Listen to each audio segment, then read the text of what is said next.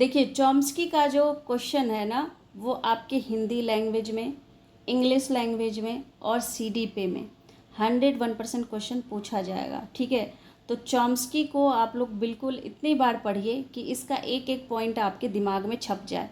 यहाँ पर मैं जो आपको बताने वाली हूँ उसे बस आप सुनिए ध्यान से, तो आधा काम आपका यहीं देखते देखते हो जाएगा। 50% आप और इसको एक बार पढ़ लेंगे तो वो पूरी तरह से कम्प्लीटली आपको याद हो जाएगा। आगे देखिए यहाँ पर चॉम्स्की का भाषा सिद्धांत, तो यहाँ पर हम लोग थ्योरी पढ़ रहे हैं। जन्म इनका 7 दिसंबर 1928 को हुआ था। और अगर हम यहाँ पर बात करें तो ये चॉम्स्की जो थे वो अमेरिका के मनोवैज्ञानिक थे, यानी अमेरिकी मनोवैज्ञानिक थे। और चॉम्स्की की आधुनिक भाषा का जो है इन्हें जनक भी कहा जाता है। तो चॉम्स्की को क्या कहा जाता है? आधुनिक भाषा का जनक भी कहा जाता है। ठीक है, इसके बाद पहला पॉइंट हमने क्या याद किया? चॉम्स्की अमेरिका के मनोवैज्ञानिक थे और चॉम्स्की को आधुनिक भाषा विकास का जनक भी कहा जाता है। अच्छा, ये कैसे विचारक थे? तो ये व्यवहारवादी विचारक थे। तो व्यवहारवादी जो है यहाँ पर आपको याद रखना है। उसके बाद चॉम्स्की के इस सिद्धांत को क्या हम और नाम से जानते हैं? तो इसको हम जानते हैं मनोभाषिक सिद्धांत, यानी साइकोलिंग्विस्टिक थ्योरी के नाम से भी हम इसे जानते हैं। तो ये बहुत ही इंपॉर्टेंट है। तो आपको कभी पूछ दिया जाए कि चॉम्स्की के सिद्धांत को और किन नामों से जाना जाता है, तो इसको आपको याद रखना है कि मनोभाषिक सिद्धांत यानी साइकोलिंग्विस्टिक थ्योरी जो है कि इसके नाम से भी इसे जाना जाता है।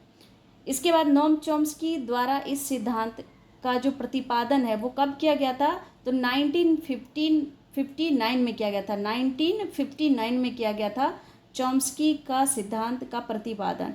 और उनके इस सिद्धांत की अगर हम बात करें तो इनमें देखिए, उनके इस सिद्धांत के अनुसार वह मानते हैं कि बालक में जो है भाषा को सीखने की जो क्षमता होती है ना, वो जन्मजात होती है, यानी वो गर्भ से ही सीख कर आता है।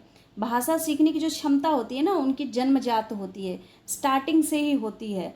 अर्थात भाषा अर्जन करने की क्षमता बचपन से ही छात्र में निहित होता है।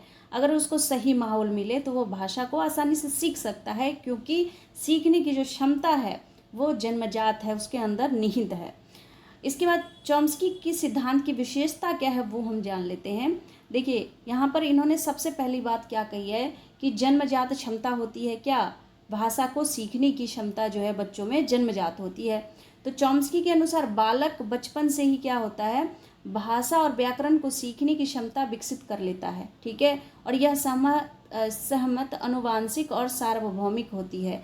यह जो है अनुवांशिक और सार्वभौमिक होती है, यानी हर जगह होती है, हर जगह, चाहे इंडिया का बच्चा हो या अमेरिका का बच्चा हो, सब में ये जो एलईडी है, लैंग्वेज एक्विजिशन डिवाइस, जिसे चॉम्स्की ने नाम दिया है, वो हर बच्चे में होता है, चाहे वो कहीं का भी बच्चा हो, या इंडिया का हो बाहर, या आपका अमेरिका का हो, ऑस्ट्रेलिया का हो, सब में यह पाया जाता है।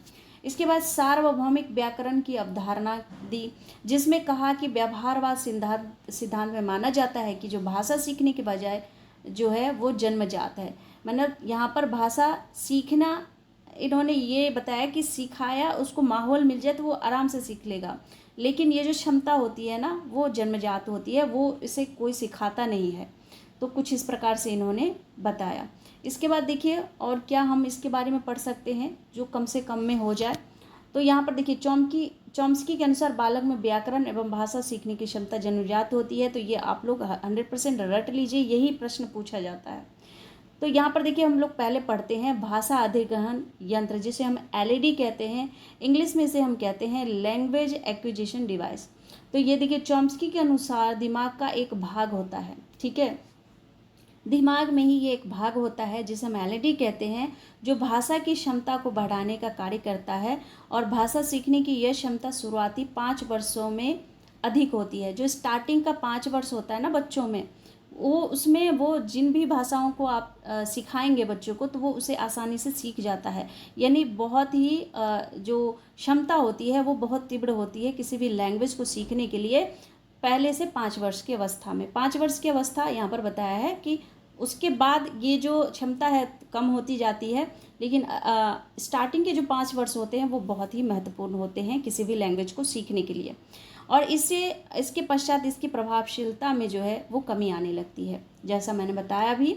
उसके बाद देखिए और क्या है इम्पॉर्टेंट, तो सार्वभौमिक व्याकरण, यूनिवर्सल ग्रामर, इसका क्या मतलब हुआ, तो इसका मतलब ये हुआ कि चॉम्स्की के अनुसार भाषा के सीखने के साथ साथ व्याकरण सीखने एवं उसमें शुद्धता की मात्रा भी बढ़ती रहती है, और इनके अनुसार भाषा को सीखना और व्याकरण को सीखने की प्रक्रिया सार्वभौमिक होती है, यूनिवर्सल होती है, हर जगह एक समान होती है।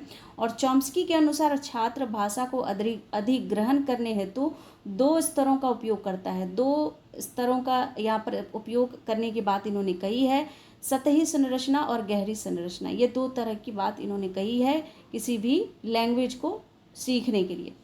और यहाँ पर अगर बात करें अधिग्रहण करने की बात हो रही है, यहाँ पर चॉम्स्की के अनुसार बालक में भाषा सीखने की क्षमता जो है जन्मजात होती है, परंतु उसको सीखने या उसका विकास करने का कार्य समाज द्वारा होता है। छात्रों के भाषा को सीखने में भाषा अधिग्रहण यंत्र का महत्वपूर्ण योगदान रहता है। आई थिंक ये लेफ्ट साइड होता है हमारे सर में, और ये पार्ट होता है, ठीक है, ब्रेन में ही होता है ये।